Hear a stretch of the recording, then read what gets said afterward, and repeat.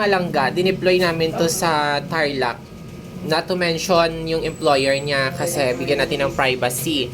Anong month ka namin dineploy doon?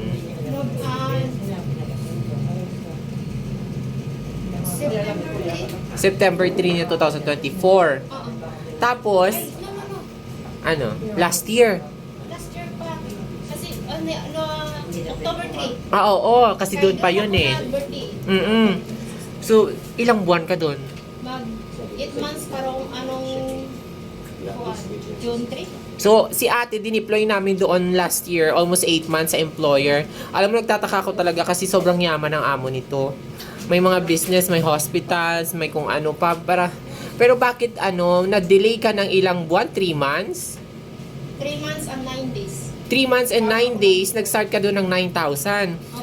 So, technically, 9,000 times 3 months, 27,000 plus the extra days. Opo. Ang binigay sa'yo ng amo, magkano lang? 16,000 lang nabigay sa akin lahat. Pero hindi yan exactly cash talaga. Oo. Ano lang yun. Yung 16K, ang nabuo niyan is 10K lang. Nung pag-di-off ko ng 29. Tapos hindi na ako binabagay. So, during that, the sweldo, kunwari may sahod kayo. Kunwari may sahod kayo during your, gina-unti-unti, gina-installment. Nagmula nung, February 5. Last niyang bigay sa amin ang sahod. Hanggang nung na. Para ako naman nahiya doon dito. Dito nga, 7 days pa lang nga, nahiya na ako. Diyos ko. Tapos, bakit anong reason ni ma'am, bakit nag-delay siya ng sweldo? Hintayin lang daw kasi daw wala pa lang siya cash. Ganyan. Okay lang sa amin. So, pero tingin nyo, ano yung talagang reasons? Ano yung nakikita ninyo? Hindi ko po alam. So, wala naman siya nabanggit, either na may nalulugi or something. Pero hindi eh. Kasi on that scenario, dapat, doon pa lang, nagtawag ka na sa amin. Hindi ka nag-i-inform. Kahapon ka lang dumating eh. Never ka nag-inform sa amin. Dapat hindi ka na nahimik. So, dapat sinabi mo na sa amin agad. Ipadala lang daw. Sabi ko, sige, ipadala. Chat ako lang, text ako sa driver. Sabi lang sa akin sa driver. Ang sabi sa akin, wala pa lang. Oo. Ngayon, mag-29 na bukas eh. Well, hindi natin problema yung wala silang pera, te. The fact na nagpakuha sila ng katulong, dito nga sa opisina, 1 week pa lang, nahihiya na ako to sa mga to. Sa totoo lang, ayoko mong sinungaling. Minsan 1 week pa lang, inaabot ako ng 10 days. Hiyang-hiya na ako sa mga tao ko dito. Kasi, nagtatrabaho kayo eh. Pero sabihin na 3 months kayo delay, that's worst. Napaka-inhuman na masyado nun. Hindi ako mag-isip. Lahat kayo. Pero yun sa akin lang kasi may tatlo ako anak. Ang problema din sa'yo, kahapon ka lang bumalik from the 8 months mo na stay, tapos kahapon lang din namin nalaman nung pagdating mo dito, hindi ka malang tumawag sa amin.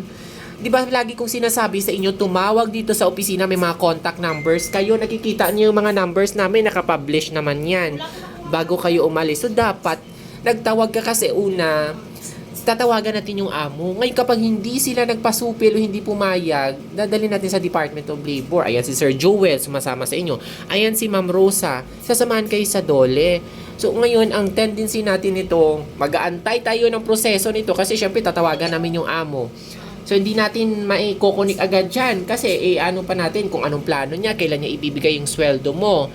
Pero syempre kapag hindi pa rin talaga siya bigyan natin ng within 1 week time. Pag hindi pa rin pasamahan kita sa Department of Labor. Kasi, alam kong bakit? Napakalaki nun dahil 27,000. Alam mo ba? Hindi po pwede. Kasi, mga langga, 3 months and few days siya hindi nasahuran. So, 3 months and 9 days. So, technically, nag-start siya 9,000 a month. So, 9,000 times 3, 27,000 yun. Yung mga natitirang araw niya pa. Oh. Tapos, ang binigay sa kanya, 16,000 lang. Masyado naman di ko maintindihan kung bakit.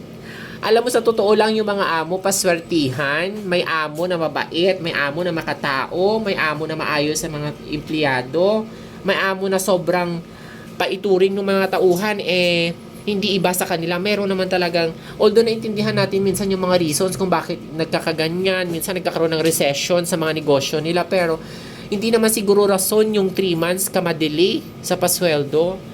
Kasi una, hindi naman kumpanya yan eh. Ilan na naman kayong tauhan doon, domestic employee kayo eh. Hindi naman kayo company na sinasabi na 14, 10 ang tauhan eh. Ilan na naman kayo doon, wala pa naman kayong 7 doon. Diba? Ilan ba kayo doon? Nung una, Oh. Tapos tatlong lalaki. Mm. Nung natira, ako na lang ang naisa, tapos isang lalaki. Ano ba nangyayari kay madam? Bakit? Hindi ko i-mention yung pangalan ng mga langga kasi siyempre binibigyan din natin ng privacy yung amo. Kasi meron tayong tinatawag na Republic Act of Privacy Law. Pero siyempre, ginawa natin itong video na to para yung ibang employer, wag naman ganito na kasi although hindi lahat ng katulong maayos.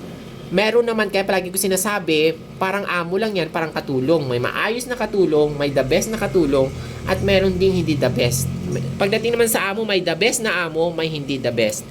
So, sana, pagtawag natin kay madam, sana naman ni ano niya, na ayusin niya na. Dahil kung hindi niya pa rin to ayusin, so okay na, pupunta tayo sa Department of Labor. Okay? Bibigyan muna natin yung chance yung amo mo within 1 week. Okay? Pero kapag hindi siya nag-response on that time, within the period of 1 week, saka natin ipo-forward sa Department of Labor. Kasi pagdating sa pasweldo, walang po pwede ibang magbigay ng sanction, kundi ang dole.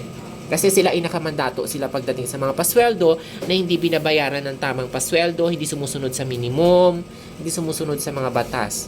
So, for the meantime, kasi kahapon lang siya dumating sa amin, bumalik. Sabi niya magpapadeploy siya ulit. Kahapon niya lang din sinabi sa amin. Ay sabi namin, tawagan niya muna, makipag-coordinate siya kung ano na nangyayari. Kagaya ngayon, 24 hours na, wala pa rin daw response sa kanya. So, mga langga, magbigay ako ng 1 week, 7 days. Ngayon, pag hindi pa rin nag-response, patatawagan natin ngayon kay Tess kung ano yung magiging ano ng employer. Kapag hindi pa rin, pasasamahan kita sa dole. Ha? Ito si Ate Rosemary, matagal na to sa amin, maayos. Hindi ko nga expect na magtatagal to Itong Batanggenya na to. Kasi expect ko talaga dito, ito yung una nga alis. Pero ito yung naiwan doon. Pero alam mo nung araw, hindi ganyan yan. Pag kumuha yun ng katulong sa amin, sunod-sunod yan, 4, 5. Ang dami ng katulong din araw-araw. Mga houseboy, nagtataka ako bakit ano nangyari nyan dyan. Anyway, so, madam, sana maawa ka naman sa katulong mo. Ibigay mo yung sweldo na nararapat sa kanya. Kasi kawawa si ate, maraming anak. Diba? Ang laki pa ng pera na yun. Kaya please lang, nakikiusap ako. So, yun mga langga. Palagi kong sinasabi sa inyo, kasi wala kaming control sa mga employer pagdating ninyo, pag na-deploy kayo. Palagi kong ina-advise, pag may concern, tumawag sa opisina, may mga contact number kami.